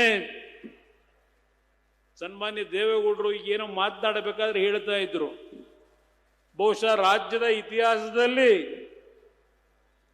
ಇತಿಹಾಸದಲ್ಲಿ ವೀರಪ್ಪನವ್ರನ್ನ ಹಿಡಿಲಿಕ್ಕೆ ಹೋದಂತ ಪೊಲೀಸ್ನವರಿಗೆ ಉಡುಗೊರೆ ಕೊಟ್ಟಿದ್ದು ನಂತರ ಇವತ್ತು ತಂತಿದ ಪೇಪರ್ ಎಲ್ಲ ಬಂದಿದೆ ಅಂದರು. ದೇವೇಗೌಡರು ನೋವಿನಿಂದ ಹೇಳ್ತಾ ಇದ್ರು 30 ಲಕ್ಷ ರೂಪಾಯಿಗಳ ಉಡುಗೊರೆ ಕೊಟ್ಟಿದ್ದಾರೆ. ಯಾವ್ಯಾವ ರೀತಿ ನಡೆಸಿದ್ದೀರಿ ತನಿಖೆ ನಾನು ಕಾಣದೇ ಇರೋದ. ಇವತ್ತು ಪೊಲೀಸ್ ಅಧಿಕಾರಿ, ಹಿರಿಯ ಅಧಿಕಾರಿ, ನಾನು ಸಿದ್ದರಾಮಯ್ಯನವರು ಮೊದಲನೇ ಬಾರಿ ಮುಖ್ಯಮಂತ್ರಿ ಆದಾಗಲೇ ವಿಧಾನಸಭೆಯಲ್ಲಿ ಎಚ್ಚರಿಕೆ ಕೊಟ್ಟೆ. ಅವ್ರ ಮುಖ ಕೇಳಿದೆ, ನಿಮ್ಮ ಅಧಿಕಾರದಲ್ಲಿ ಇಟ್ಕೊಂಡಿರ್ತಕ್ಕಂಥ ಅಧಿಕಾರಿಗಳು ಯಾವಂತೂ ಇಲವಾಲ್ದ ಹತ್ರ ಅಲ್ಲಿ ಸಾರಾಮಹೇಶ್ ಕೂತಿದ್ದಾರಲ್ಲಿ. ಇಲವಾಲ್ದ ಹತ್ರ ಒಂದು ಬಸ್ನಲ್ಲಿ ಯಾರೋ ಒಬ್ಬ ವ್ಯಾಪಾರಿ, ಚಿನ್ನದ ವ್ಯಾಪಾರಿ, ಚಿನ್ನ ಮಾರಾಟ ಮಾಡಿ 3 ಕೋಟಿ ಹಣ ತೆಗೆದುಕೊಂಡು ಬಸ್ಸಲ್ಲಿ ಹೋಗ್ತಿದ್ರೆ ದರೋಡೆ ಮಾಡ್ತಕ್ಕಂಥ ಅಧಿಕಾರಿಗಳನ್ನ ಇಟ್ಕೊಂಡಿರ್ತಕ್ಕಂಥ ನಿಮ್ಮ ಸರ್ಕಾರ ಸಿದ್ದರಾಮಯ್ಯನವರೇ, ದಾರಿ ತಪ್ಪದಕ್ಕಿಂತ ಮುಂಚೆ ಸರಿಪಡಿಸ್ಕೊಳ್ಳಿ ಹಿಂದೆ. ಮೊನ್ನೆ ಏನಾಯ್ತು? ಹಿರಿಯ ಅಧಿಕಾರಿ, ರಾಜ್ಯ ಮಟ್ಟ ಅಲ್ಲ ರಾಷ್ಟ್ರ ಮಟ್ಟದಲ್ಲಾಯ್ತು ಚರ್ಚೆ. ಇದು ನಿಮ್ಮ ಆಡಳಿತ, ಇದು ಪರಿಶುದ್ಧವಾದ ಆಡಳಿತ. ದೇವರಾಜ ಅರಸು ಅವರ ದಾಖಲೆನ ಮುರಿದು ಹೊರಟಿದ್ದಾರಂತೆ. ಏನ್ ದಾಖಲೆ ಮುರಿದಿದ್ದೀರಿ? ಮೊನ್ನೆ ಮಾಧ್ಯಮದ ಸ್ನೇಹಿತರ ಮುಂದೆ ಹೇಳ್ತಾ ಇದ್ದೆ, ಇಲ್ಲಿ ಅಲ್ಪಸಂಖ್ಯಾತ ಬಂಧುಗಳು ಬೆಳಿಗ್ಗೆ ಬಂದು ಹೋಗಿರಬಹುದು, ಬಹಳ ಜನ ಬಂದಿದ್ರಿ. ನಾನು ಬರಬೇಕಾದ್ರೆ ನೋಡಿದೆ. ನಾನು ಯಾರು ಯಾವುದೇ ಪಕ್ಷಕ್ಕೆ ಶಾಶ್ವತ ಅಲ್ಲ. ಪಾಪ ಅಲ್ಪಸಂಖ್ಯಾತರಿಗೆ ಹೇಳ್ತೀನಿ, ಅಲ್ಲೆಲ್ಲೋ ಬೆಂಗಳೂರು ನಗರದಲ್ಲಿ ಬೆಂಗಳೂರು ನಗರದ ತಣಿಸಂದ್ರ, ಅದ್ಯಾವುದೋ ಇನ್ನೊಂದು ಕೋಗಿಲು, ಅಲ್ಲಿ ಶಾಸಕರು ಪಾಪ ಇಲ್ಲಿ ಜಿಲ್ಲಾ ಮಂತ್ರಿಗಳವರೀಗ ಈಗಾಗಲೇ 3-4 ವರ್ಷದಿಂದ ಅಲ್ಲಿ ಮನೆ ಕಟ್ಕೊಂಡಿದ್ರಲ್ಲ, ಆ ಶಾಸಕರಿಗೆ, ಆ ಮಂತ್ರಿಗಳಿಗೆ ಗೊತ್ತಾಗಲಿಲ್ವಾ ಇವರೆಲ್ಲ ಸರ್ಕಾರಿ ಭೂಮಿ ಒತ್ತುವರಿ ಮಾಡಿ ಮನೆ ಕಟ್ಟಿದ್ದಾರೆ ಅಂತೇಳಿ? ಈ ವರ್ಷ ಕರ್ನಾಟಕದಲ್ಲಿ, ಅದರಲ್ಲೂ ಬೆಂಗಳೂರಿನಲ್ಲಿ 8 ಡಿಗ್ರಿ 9 ಡಿಗ್ರಿ ಚಳಿ, ಮಕ್ಕಳು ಮಲಗ್ಲಿಕ್ಕಾಗಲ್ಲ. ಅವ್ರನ್ನ ಏಕಾಏಕಿ ಆ ತಣಿಸಂದ್ರ ಕೋಗಿಲು ಗ್ರಾಮದಲ್ಲಿ ಬುಲ್ಡೋಸರ್ ತಗೊಂಡೋಗಿ ಆ ಮನೆಗಳನ್ನ ಕೆಡವುದರಲ್ಲ, ಅದು ನೋಡ್ಬಿಟ್ರೆ ಯಾವುದೋ ಸಿರಿಯಾದಲ್ಲಿ ಎಲ್ಲೋ ಬಾಂಬ್ ಬ್ಲಾಸ್ಟ್ ಆಗಿದೆಯಲ್ಲ, ಉಕ್ರೇನಲ್ಲಿ ಬಾಂಬ್ ಬ್ಲಾಸ್ಟ್ ಆಗಿದೆಯಲ್ಲ, ಆ ರೀತಿ ಇಲ್ಲಾರೋ ಬಾಂಬ್ ಹಾಕಿದ್ದಾರೆ ಅಂತಕ್ಕಂಥ ರೀತಿಯ ಚಿತ್ರಣ ತೋರಿಸ್ತಾರೆ ನಮ್ಮ ಮಾಧ್ಯಮದ ಸ್ನೇಹಿತರು. ಅದೇಂತದ್ದು 10 ದಿವಸದಲ್ಲಿ ಮನೆ ಕೊಡ್ತೀವಿ, 2 ದಿವಸದಲ್ಲಿ ಮನೆ ಕೊಡ್ತೀವಿ. ಎಷ್ಟು ದಿವಸ ಆಯ್ತು ಮನೆ ಕೊಟ್ರ? ಅಲ್ಪಸಂಖ್ಯಾತ ಬಂಧುಗಳು, ಮುಸಲ್ಮಾನ್ ಬಂಧುಗಳಿಗೆ ಮನವಿ ಮಾಡ್ತೇನೆ, ನಿಮ್ಮ ಕುಟುಂಬದ ಸಣ್ಣ ಮಕ್ಕಳನ್ನ ಆ ಚಳಿ ಒಳಗೆ ಮಲಗಿಸಬೇಕಾದ ಪರಿಸ್ಥಿತಿ ತಂದಂಥದ್ದು ಜನತಾದಳ ಅಲ್ಲ. ಮುಸಲ್ಮಾನ್ ಬಂಧುಗಳಿಗೆ ಯಾವ ನಮ್ಮ ಪಕ್ಷ ನಮ್ಮ ರಕ್ಷಣೆ ಕೊಡ್ತಾರೆ, ಆ ಕಾಂಗ್ರೆಸ್ ಪಕ್ಷ ನಂಬಿ ಇವತ್ತು ಸಹ ನಿಮ್ಮನ್ನ ಯಾವ ಮಟ್ಟಕ್ಕೆ ಇಟ್ಟಿದ್ದಾರೆ ಮುಸಲ್ಮಾನ್ ಬಂಧುಗಳು ಅರ್ಥ ಮಾಡ್ಕೊಳ್ಳಿ. ಇವತ್ತು ಅವರೆಲ್ಲ ಬೀದಿಲಿದ್ದಾರೆ. ತಣಿಸಂದ್ರ ಭಾಗದಲ್ಲಿ ಅಲ್ಲೆಲ್ಲ ನಮ್ಮ ರಮೇಶ್ ಗೌಡ್ನು ಇರಬೇಕು, ಅಲ್ಲೇ ವಾಸವನೆ, ಇಲ್ಲೆಲ್ಲ ಕೂತಿರ್ಬೇಕು. ಪಾಪ ಅವ್ರು ಅಳುತ್ತಾರೆ, ನಾವು 50 ಲಕ್ಷ 30 ಲಕ್ಷ ಹಣ ಕೊಟ್ಟು ಖರೀದಿ ಮಾಡಿದೀವಿ, ಯಾತಕ್ಕೆ ನಮ್ಮನ್ನ ಈ ತರ ಮಾಡ್ತಾ ಇದ್ದೀರಿ? ಎಲೆಕ್ಟ್ರಿಸಿಟಿ ಬಿಲ್ ಕಟ್ಟಿಸ್ಕೊಂಡಿದ್ದೀರಿ, ನೀರಿಗೆ ಬಿಲ್ ಕಟ್ಟಿಸ್ಕೊಂಡಿದ್ದೀರಿ. ಅಂಥವ್ರನ್ನ ಬೀದಿಗೆ ತಂದು ಹಾಕಿ ನಿಮ್ಗೆ ಏನಾದರೂ ಮಾನವೀಯತೆ, ಮನುಷ್ಯತ್ವ ಇದೆಯಾ ಈ ಸರ್ಕಾರಕ್ಕೆ? ಸಣ್ಣ ಸಣ್ಣ ಮಕ್ಕಳು, ಗರ್ಭಿಣಿ ತಾಯಂದರು ಬೀದಿರ ಮಲಗಿದ್ದಾರೆ ಚಳಿ ಒಳಗೆ, ಒಂದು ಬೆಡ್ಶೀಟ್ ಇಲ್ಲ. ಯಾವ ರೀತಿ ಬದುಕಲಿಕ್ಕೆ ಸಾಧ್ಯ? ಆ ಬಳ್ಳಾರಿ ಘಟನೆ ಅದೊಂದು ಹೇಳಕ್ ಹೋದ್ರೆ ಒಂದು 10 ನಿಮಿಷ ಬೇಕು. ನಾನು ಈಗ ಸಮಯ ತೆಗೆದುಕೊಳ್ಳಕ್ಕೆ ಹೋಗೋದಿಲ್ಲ, ನೀವೆಲ್ಲ ಇನ್ನು ಊರಿಗೆ ವಾಪಸ್ ಹೋಗಬೇಕಾಗಿದೆ.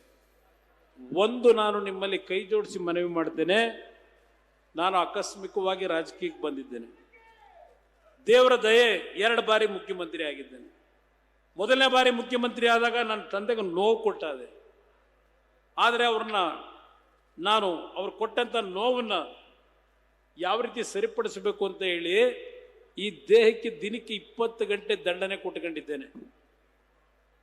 ಗ್ರಾಮ ವಾಸ್ತವ್ಯ, ಜನತಾ ದರ್ಶನ, ಯಾವ್ಯಾವ ರೀತಿಯ ಕಾರ್ಯಕ್ರಮ ಕೊಟ್ಟೆ, ಸಾರಾಯಿ ನಿಷೇಧ ಮಾಡಿದೆ. ಈಗಿನ ಸರ್ಕಾರ ಅದೆಂಥದ್ದು 5 ಗ್ಯಾರಂಟಿ ಅಂತೇಳಿ ನಮ್ಮ ಸೂರಜ್ ಏನೋ 6, 7 ಅಂತ ಏನೋ ಲೆಕ್ಕ ಆಗ್ತಿದ್ದ. ಯಾವ 5 ಗ್ಯಾರಂಟಿ?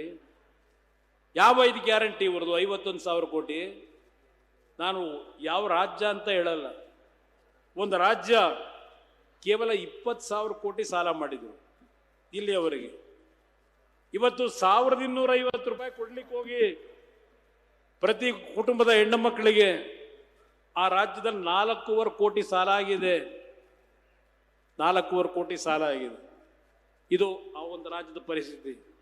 ನಮ್ಮ ರಾಜ್ಯ 8 ಲಕ್ಷ ಕೋಟಿ ಸಾಲ ಈ ವರ್ಷ ನಾಡಿದ್ದು ಬಜೆಟ್ ಮಾಡ್ತಾರಂತೇನೋ ಪ್ರಿಪರೇಷನ್ ನಡೀತಾ ಇದೆ. ಅದೆಂಥದ್ದು 17ನೇದೋ 18ನೇದೋ ದಾಖಲೆ ಬಜೆಟ್. ಈ ವರ್ಷ ಎಷ್ಟು ಕೋಟಿ ಸಾಲ ಮಾಡ್ತಾರ ಗೊತ್ತಿಲ್ಲ, ಎಷ್ಟು ಲಕ್ಷ ಕೋಟಿ. ಇದು ಇವ್ರ ಕತೆ. ಇನ್ನ ಸಾರಾಯಿ, ನಾನು ಹೇಳಿದೆ, ನಾನು ಸಾರಾಯಿ ನಿಷೇಧ ಮಾಡಬೇಕು ಅಂತ ಹಳ್ಳಿಯ ತಾಯಂದರು ಹೇಳಿದ್ರಿ ನನಗೆ, ಸಂಪೂರ್ಣ ರದ್ದು ಮಾಡಿದೆ. ಹಣದ ಆಸೆಗೆ ಒಳಗಾಗಲಿಲ್ಲ. ಒಬ್ಬ ಹಳ್ಳಿಯ ಹುಡುಗ ಲಾಟ್ರಿಯ ವ್ಯಾಮೋಹಕ್ಕೊಳಗಾಗಿ ಮನೆ ಮುಂದೆ ಬಂದ. 2 ಲಕ್ಷ ಸಾಲ ಮಾಡ್ಕೊಂಡಿದ್ದೇನೆ, ಸಾಲ ತೀರಿಸ್ತಾ ಇದ್ರೆ ನೀನು ನಮ್ಮ ಕುಟುಂಬ ಸೂಸೈಡ್ ಮಾಡ್ಕೋತೀವಿ, ಆತ್ಮಹತ್ಯೆ ಮಾಡ್ಕೋತೀವಿ ಅಂತ. ಅವತ್ತೇ ಈ ರಾಜ್ಯದಲ್ಲಿ ತೀರ್ಮಾನ ಮಾಡದೆ ಯಾರು ತೀರ್ಮಾನ ಮಾಡಲಿಲ್ಲ. ಯಾರು ಮಾಡಿದ್ದು? ನೀವು ಬೆಳೆಸಿರ ನಿಮ್ಮ ಮನೆ ಮಗ ಅಂತಕ್ಕಂಥದ್ದು ಒಂದು ಸ್ಥಾನ ನೀವೇನು ಕೊಟ್ಟಿದ್ದೀರಿ. ನಿಮ್ಮ ಮನೆಯ ಮಗ ಕುಮಾರಸ್ವಾಮಿ ಇವತ್ತು ಲಾಟ್ರಿಯ ನಿಷೇಧ ಮಾಡಿದಂಥದ್ದು ಈ ರಾಜ್ಯದಲ್ಲಿ.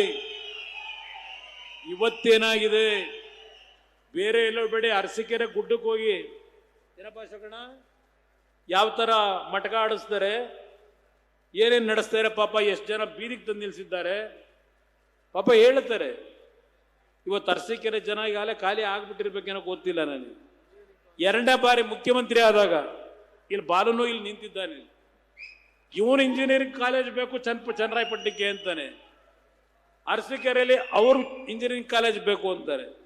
ಅಧಿಕಾರಿಗಳು ಹೇಳ್ತಾರೆ, ಸರ್ ಈಗಾಗಲೇ ಹಾಸನದಲ್ಲಿ ಒಂದು ಸರ್ಕಾರಿ ಇಂಜಿನಿಯರಿಂಗ್ ಕಾಲೇಜು ನೀವು ಹಿಂದೆನೆ ಮಾಡಿದ್ದೀರಿ, ಇನ್ನು ಅಲ್ಲಿ ರೇವಣ್ಣವ್ರು ಕೂತವ್ರೆ, ಬಸ್ಲೆ ಬಸಳ್ಳಿಲಿ ಅಲ್ಲೊಂದು ಬೇಕು ಅಂತ ಹೇಳಿ ಅವರೊಂದು ಇಂಜಿನಿಯರಿಂಗ್ ಕಾಲೇಜು. ಕೊನೆಗೆ ನಾನು ತೀರ್ಮಾನ ಮಾಡಬೇಕಾದ್ರೆ ಈ ವೇದಿಕೆ ಮುಖಾಂತರ ಅರಸೀಕೆರೆಯ ನನ್ನ ತಂದೆ ತಾಯಂದಿರಿಗೆ ನಾನು ಹೇಳ್ತಕ್ಕಂಥದ್ದು, ನಾನು ಅರಸೀಕೆರೆಗೆ ಅಧಿಕಾರಿಗಳು ವಿರೋಧ ಇದ್ರು ಇಂಜಿನಿಯರಿಂಗ್ ಕಾಲೇಜ್ನ ಕೊಡ್ಲಿಕ್ಕೆ ಕಾರಣ ಅರಸೀಕೆರೆಯಲ್ಲಿ ನೀರಾವರಿ ಪ್ರದೇಶ ಇಲ್ಲ, ಬಡತನ ಇದೆ, ಅಲ್ಲಿಯ ಮಕ್ಕಳಿಗೆ ಒಳ್ಳೆ ವಿದ್ಯೆ ದೊರಕಲಿ, ಆ ಮಕ್ಕಳು ನಮ್ಮ ತರ ಬೆಳಿಬೇಕು ಅಂತ ಹೇಳಿ ಅರಸೀಕೆರೆಗೆ ಇಂಜಿನಿಯರಿಂಗ್ ಕಾಲೇಜನ್ನ ಸ್ಯಾಂಕ್ಷನ್ ಮಾಡಿ ಬಾಲಣ್ಣನಿಗೆ ಹೇಳಿದೆ.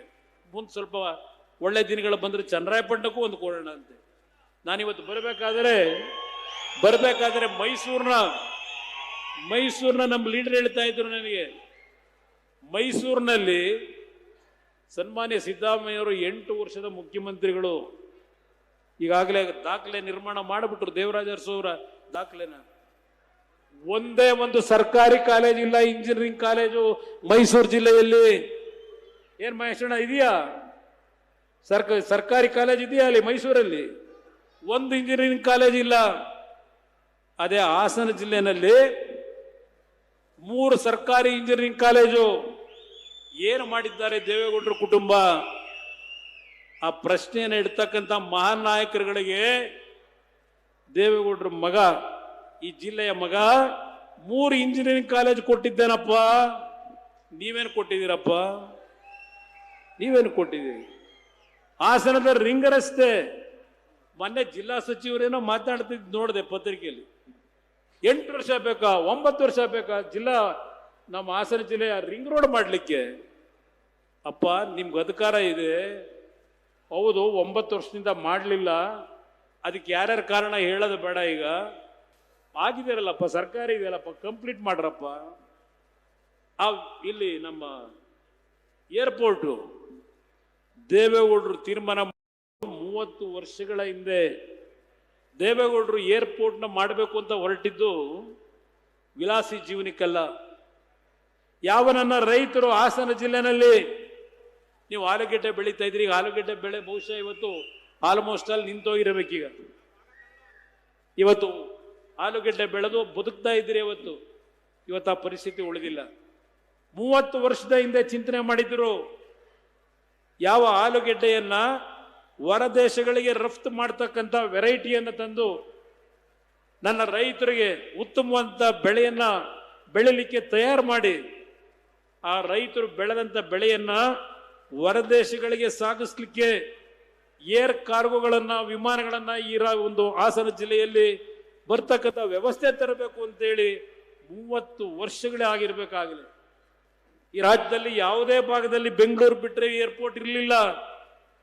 ಅಂತಹ ಸಂದರ್ಭದಲ್ಲಿ ಏರ್ಪೋರ್ಟ್ ಮಾಡಬೇಕು ಅಂತ ಕನಸು ಕಂಡಂತಾರು. ಇದಕ್ಕೆ ಯಾರ್ಯಾರು ನಮಗೆ ದ್ರೋಹ ಮಾಡಿದ್ದಾರೆ ಈ ಜಿಲ್ಲೆಗೆ ನಾನು ಈ ವೇದಿಕೆ ಮೇಲೆ ಚರ್ಚೆ ಮಾಡೋಕ್ಕಾಗಲ್ಲ. ಯಾರ್ಯಾರಿಂದ ದ್ರೋಹ ಆಯಿತು ಈ ಜಿಲ್ಲೆಯ ಅಭಿವೃದ್ಧಿ? ರೇವಣ್ಣ ಬಹುಶಃ ನನಗೆ ರೇಗಿಸೋರು. ಏನಾದರೂ ಸರ್ಕಾರದಲ್ಲಿ ಏನಾದರೂ ನೇಣಾಕ ಬಂದ್ರೆ ಒಂದು ಹಗ್ಗ ಸಿಕ್ತಿದ್ರೆ ಅದೇ ಒಂದು ನನಗೂ ಕೊಡು ಅಂತ ಅಂದ್ಬಿಟ್ಟು ಕೇಳ್ತೇನೆ ರೇವಣ್ಣ. ಅಂತ ಮಟ್ಟಿಗೆ ಅಭಿವೃದ್ಧಿ ಅಂದರೆ ಏನು ಸಿಕ್ಕಿದ್ರು ಬೇಕು ಅಂತ ಹೇಳ್ತಾನೆ ಅಂತ ಹೇಳಿ. ಇವತ್ತೇನಾದರೂ ಹಾಸನ ಜಿಲ್ಲೆಯಲ್ಲಿ ಅಭಿವೃದ್ಧಿ ಅಂತಕ್ಕಂಥದ್ದನ್ನ ಕಂಡಿದ್ರೆ ಹಾಸನ ಜಿಲ್ಲೆಯ ನಗರದ ಜನತೆಗೂ ನಾನು ಮನವಿ ಮಾಡ್ತೇನೆ. ನಾವು ಬರೀ ಕೇವಲ ರೈತರ ಪಕ್ಷ ಅಲ್ಲ, ಇದು ರೈತರು ಶಕ್ತಿ ಕೊಟ್ಟಿರೋ ಪಕ್ಷ ಇದು. ಆದರೆ ಇವತ್ತು ರಾಜ್ಯದ ನಗರ ಪ್ರದೇಶಗಳಲ್ಲೂ ಅಭಿವೃದ್ಧಿಗೆ ಯಾವ ರೀತಿಯ ಒಂದು ಕಾರ್ಯಕ್ರಮಗಳನ್ನು ಕೊಟ್ಟಿದ್ದೇವೆ, ದಾಖಲೆಗಳನ್ನು ಕೊಡಲಿಕ್ಕೆ ತಯಾರಾಗಿದ್ದೇನೆ. ಸಿದ್ದರಾಮಯ್ಯನವರ 8 ವರ್ಷದ ಆಡಳಿತ, ಕಾಂಗ್ರೆಸ್ನವರ 50 ವರ್ಷದ ಆಡಳಿತ, ಸವಾಲು ಸ್ವೀಕಾರ ಮಾಡ್ತೀನಿ ಚರ್ಚೆ ಮಾಡ್ಲಿಕ್ಕೆ. ನಾನು ಕೇವಲ ಇದ್ದಂತ 20 ತಿಂಗಳು 14 ತಿಂಗಳು 2 ಬಾರಿ ಸ್ವತಂತ್ರವಾದ ಸರ್ಕಾರ ಅಲ್ಲ ನಂದು, ಬೇರೆ ಪಕ್ಷಗಳ ಹಂಗನಲ್ಲಾದಂಥವನು ನಾನು. ಅಂತ ಸಂದರ್ಭದಲ್ಲೂ ಯಾವ ರೀತಿಯಲ್ಲಿ ಸರ್ಕಾರ ನಡೆಸಿಕೊಟ್ಟಿದ್ದೇನೆ. 2018 ಹೇಳಿದೆ ನಾನು, ನನಗೇನಾದ್ರೂ ಒಂದು ಬಾರಿ ಅಧಿಕಾರ ಕೊಟ್ಟರೆ ನನ್ನ ರೈತರು ಆತ್ಮಹತ್ಯೆ ಮಾಡ್ಕೋಬೇಡಿ, ನಿಮ್ಮ ಸಾಲ ಸಂಪೂರ್ಣ ಮನ್ನಾ ಮಾಡಿಕೊಡ್ತೀವಿ ಅಂತ.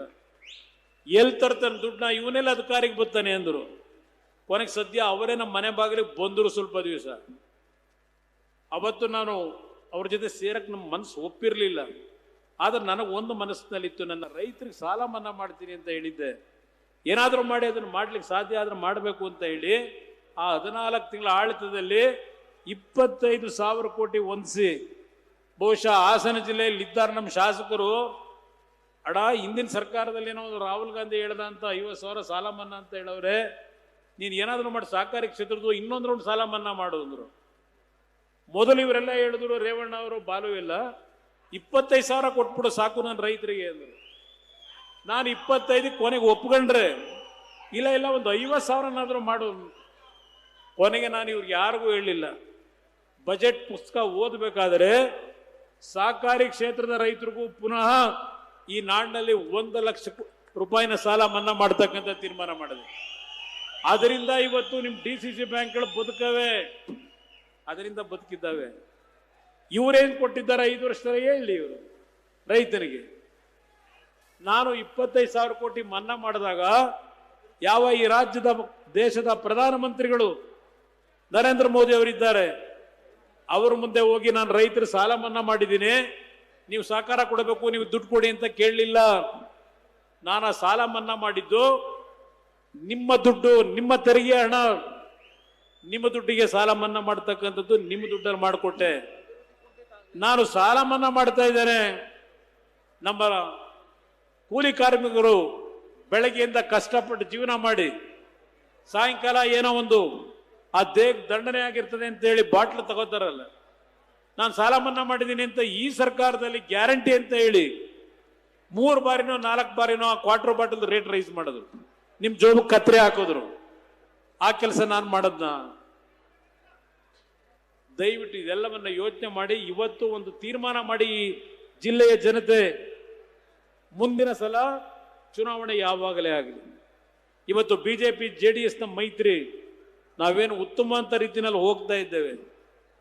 ಪ್ರಧಾನಮಂತ್ರಿಗಳು ನನಗೆ ಒಳ್ಳೆ ಎಲ್ಲ ರೀತಿಯ ಸಹಕಾರ ಏನು ಕೊಟ್ಟಿದ್ದಾರೆ ಕೇಂದ್ರದ ಮಂತ್ರಿಯಾಗಿ ಕೆಲಸ ಮಾಡಲಿಕ್ಕೆ.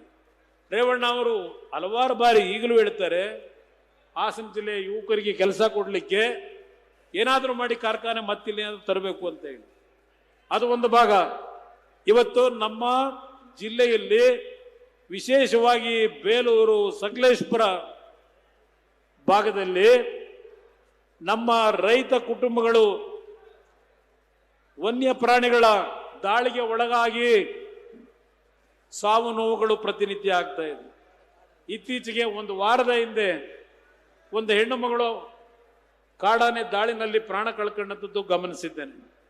2018 ನಾನೇ ಈ ರಾಜ್ಯದ ಮುಖ್ಯಮಂತ್ರಿಯಾಗಿ ಒಂದು ವರದಿಯನ್ನು ತಯಾರು ಮಾಡಿದ್ದೇನೆ. ಆ ವರದಿಯನ್ನು ಮುಂದೆ ಬಂದಂತ ಸರ್ಕಾರಗಳು ಜಾರಿಗೆ ತರಲಿಕ್ಕೆ ಹೋಗಿಲ್ಲ. ಇತ್ತೀಚೆಗೆ ಕೆಲವು ಅಧಿಕಾರಿಗಳ ಜೊತೆ ನಾನು ಈ ಒಂದು ವಿಷಯದಲ್ಲಿ ಚರ್ಚೆ ಮಾಡಿದಾಗ ಆ ವರದಿಯನ್ನು ಕಳಿಸ್ಕೊಟ್ಟಿದ್ದಾರೆ.